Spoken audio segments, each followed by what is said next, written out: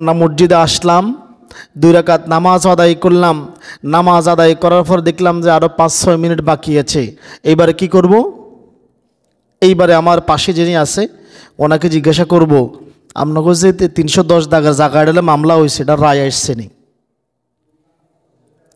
আমরা এটা শুরু করি। মেয়ে ছোটোগাতে বিয়ে দিছেন, একে সুখে শান্তিতে আসেনি, জামাই কি করে? আমাদের গ্রামের মসজিদগুলোতে এই কথাবার্তাগুলি বেশি হয়। অথচ মসজিদের অন্যতম আদব হচ্ছে 2 রাকাত নামাজ পড়ার পরে যদি দেখলেন যে নামাজের ইকামত হতে আরও কিছু সময় বাকি আছে, তাহলে আপনাকে কোরআন তেলাওয়াতে নিয়োজিত হতে হবে। কিসে?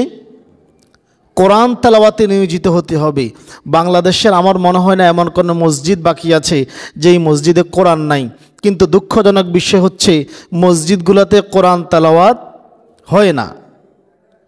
2 রাকাত নামাজ পড়ার পরেই যদি সময় থাকে তাহলে আপনাকে কোরআন তেলাওয়াত করতে হবে। বলবেন যে হুজুর আমি তো কোরআন তেলাওয়াত পারি না, তাহলে শব্দহীনভাবে জিকির করবেন, অন্তরে অন্তরে জিকির করবেন, কথা তো বলা যাবে না।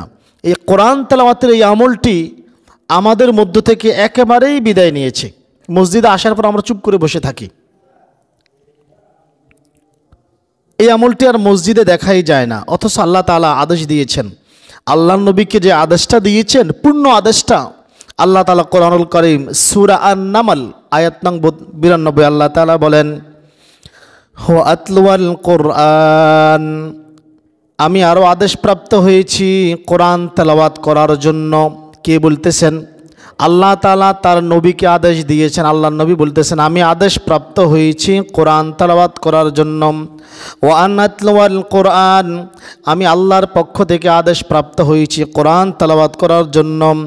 ফামান ইহতাদা, অতঃপর যেই ব্যক্তি সৎপথ অনুসরণ করে, সৎপথ অনুসন্ধান করে, ফাইন্নামা ইয়াহতাদি লিনাফসিহি, সে তার কল্যাণের জন্যই সৎপথের অনুসরণ করে।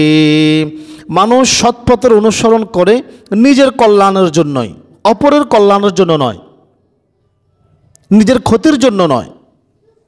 আল্লাহ নবী বলতেছেন যেই ব্যক্তি সঠিক পথ অনুসরণ করে, সঠিক পথের অনুসন্ধান করে, সে তার কল্যাণের জন্যই তা করে। ওমান দল্লা, আর যেই ব্যক্তি ভুল পথ, খারাপ পথ অনুসরণ করে, ফাকুল, আপনি তাকে বলে দেন হে নবী, ইন্নামা আনা মিনাল মুনজারিন, আমি তো শুধুই সতর্ককারী মাত্র। আল্লাহ নবী কারো কল্যাণ করতে পারে না, কাউকে হেদায়েত দিতে পারে না। আল্লাহ নবী বলতেছেন আমি তো শুধু সতর্ককারী মাত্র, আমি তোমাদেরকে সাবধান করি, খবরদার হে আমার উম্মাহ, হে আমার উম্মাহ, তোমরা এই পাপগুলি করো না, তোমরা এই পাপগুলি থেকে বিরত থাকো, তোমরা এই আমল করো। আমি তো শুধু একজন সতর্ককারী, আমি কাউকে হেদায়েত করতে পারি না, আমার পক্ষে কাউকে হেদায়েত করা সম্ভব না, আমি কারো কল্যাণ সাধন করতে পারি না। কোরআন তেলাওয়াত করা আল্লাহর আদেশ। আল্লাহর ঘরে যেই ব্যক্তি আল্লাহর কিতাব তেলাওয়াত করবে, আল্লাহর ঘরে আল্লাহর কিতাব, কথা কি বুঝে আসছে? আল্লাহর ঘরে আল্লাহর কিতাব যেই ব্যক্তি তেলাওয়াত করলো সেই নিজের কল্যাণ ভালো বোঝে। কথা বোঝেন নাই? আল্লাহর ঘরে আল্লাহর কোরআন তেলাওয়াত করবে, এটা কি সবাই পারে? তো যেই বোঝে যে এখানে এসে কোরআন তেলাওয়াত করলেই আমার কল্যাণ, সেই আমল করে। কিন্তু আমরা বুঝি না, তাই করি না। আচ্ছা বলেন তো, সব সময় কি কোরআন দেখার সময় হয় আমাদের? আমরা এখন কর্মব্যস্ত হয়ে গেছি না, কাজে ব্যস্ত থাকি না, ইচ্ছা করলেও সবসময় কোরআনটা হাতে নিয়ে একটু তেলাওয়াত করব, এই সময়টা আমাদের আর হয় না।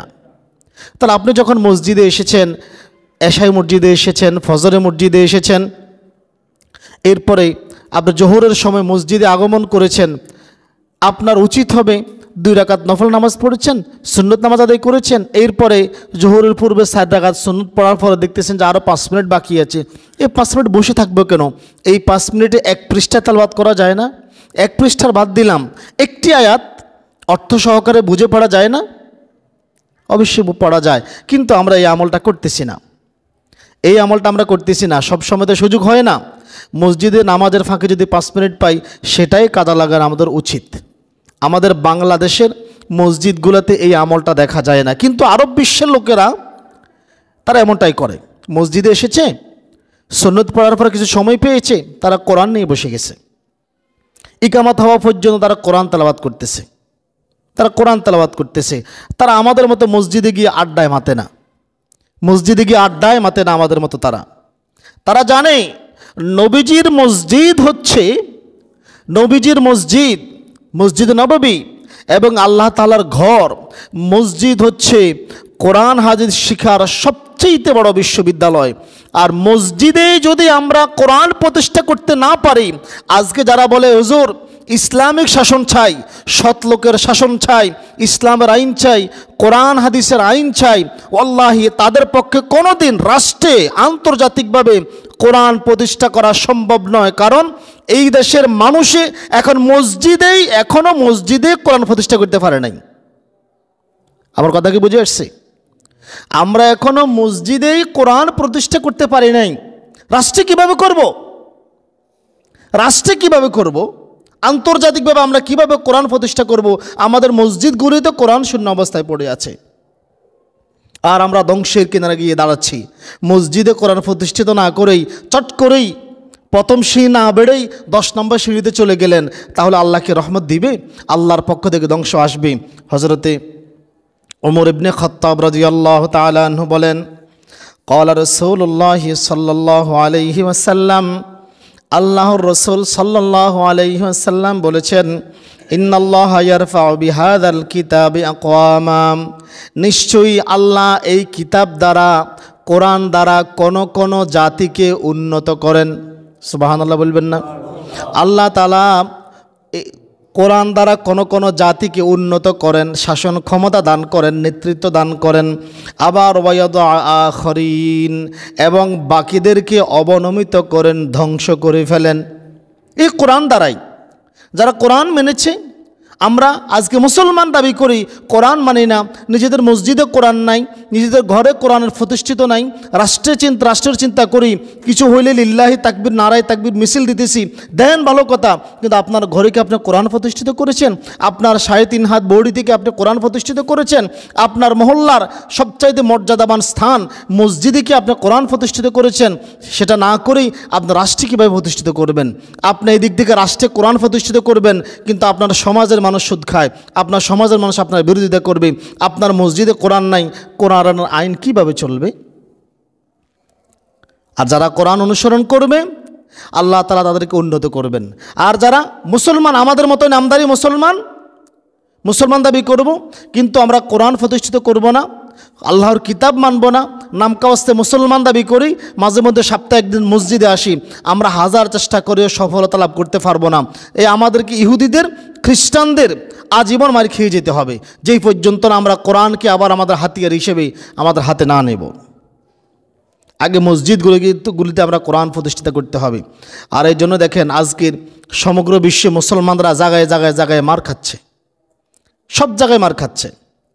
অতএব মসজিদে আগমন করে যারা কোরআন তেলাওয়াত করতে পারেন তাদের উচিত কোরআন তেলাওয়াত করা। যারা কোরআন তেলাওয়াত করতে পারেন না, আপনারা কি করবেন? আপনাদের উচিত হবে জিকির করা। এখন কোরআন যদি মসজিদে তেলাওয়াত করেন, 2টা সুবিধা আছে। কয়টা সুবিধা? 2টা সুবিধা। আপনাদের মসজিদে আসছেন, মসজিদ গিয়ে আপনার পক্ষে সাক্ষী দিবে না?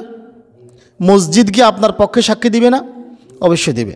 আল্লাহ তোমার এই বান্দা মসজিদে আসছে, এখন কোরআনও কিন্তু সাক্ষী দিবে। রাসূলুল্লাহর হাদিস আছে, আল্লাহ নবী বলেছেন, আল কোরআন হুজ্জাতুল লাকা ওয়া আলাইকা, কোরআন তোমার পক্ষের অথবা বিপক্ষের সাক্ষী হবে। হয়তো তোমার পক্ষে সাক্ষী দিবে, নয়তো বিপক্ষে সাক্ষী দিবে। কোরআন সাক্ষী দিবে, আল্লাহ এই যে আমি মসজিদের র্যাকের মধ্যে আমাকে সাজাই রেখেছি, বাড়ির আলমিরায় সাজাই রেখেছি, কিন্তু খুলে দেখে নাই, আমাকে মূল্যায়ন করে নাই, কি জবাব দিবেন আল্লাহর কাছে? কোরআন যদি বিপক্ষে সাক্ষী দেয়।